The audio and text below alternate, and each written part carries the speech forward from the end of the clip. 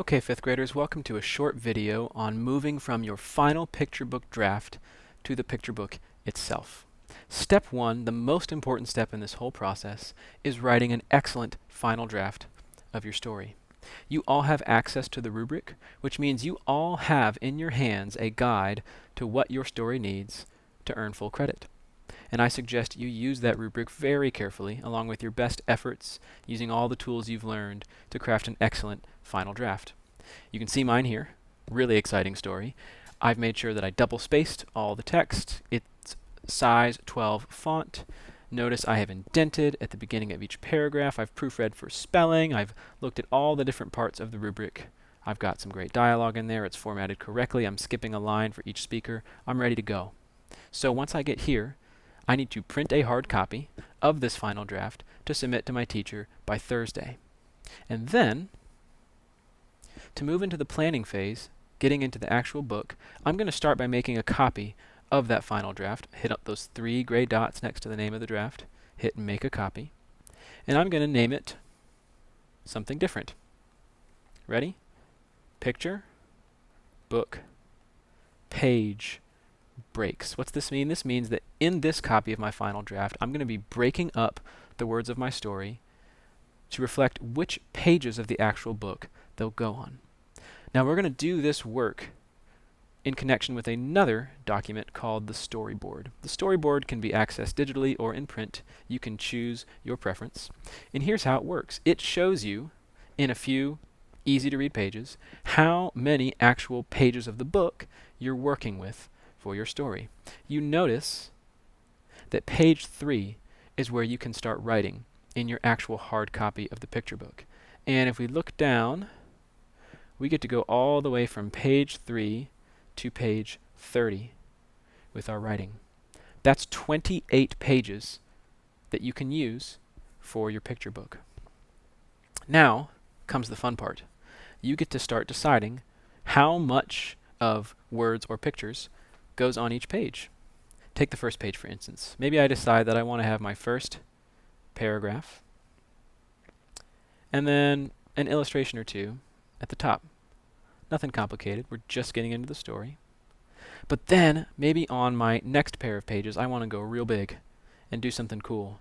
Say, drawing a picture that goes across both pages. Something like this. Big sunrise. I don't know what your story's about. And then squeezing in a few words at the bottom on each page. Or you could have a page that's all words, no pictures. Indenting for each new paragraph, and then maybe on the other side you have an actual picture. Maybe you're telling a story about surfing. I've never been. Maybe you have. Maybe that's what your story is all about. So you could have a nice big picture of you on that board, the wave crashing over your head, and fill the page with an awesome illustration. See what I'm doing? I'm chunking out where my pictures go, what they're of, and where I'm going to put the words on those pages. Now on the storyboard, I'm not going to actually type out word for word what the page will say. That would be way too much work. So that's what this guy is for. This copy I made of my final draft. Let me go back into the drive folder so you can see.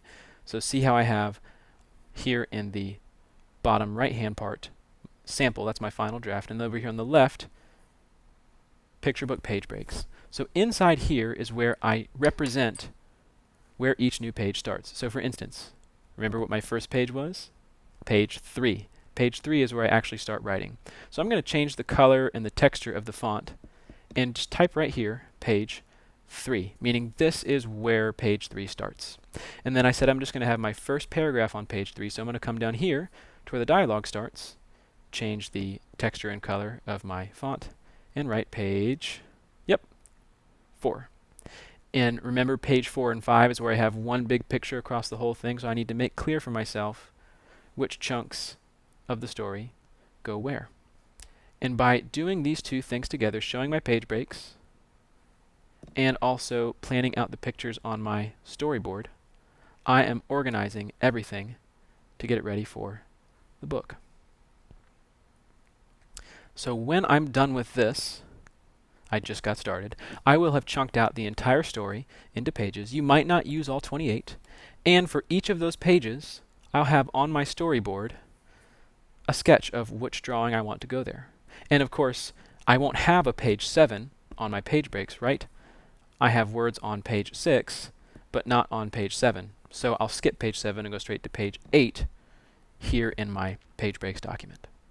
So, in review, we finished our final draft, we were all ready to go, we printed it out, turned it into our teacher, and now, using the storyboard and a copy of our final draft in Google, we're breaking up the text into chunks, page by page, and planning out what's going to go where, and making sure that the words match the pictures. And one last thing. Your teacher may give you some feedback on your final draft before you actually put pen to paper in your picture book. So be prepared, students, to make some final changes and revisions between the final draft and the picture book itself. Because I guarantee you, if there are big changes that need to be made, one thing your teacher will be looking for is that you were faithful to make those changes before you put them in the book. So, now you should be ready to move from the final draft into planning out the book. And once you complete this process of storyboarding and page breaking, you'll be ready to make it happen for real. Thanks for watching.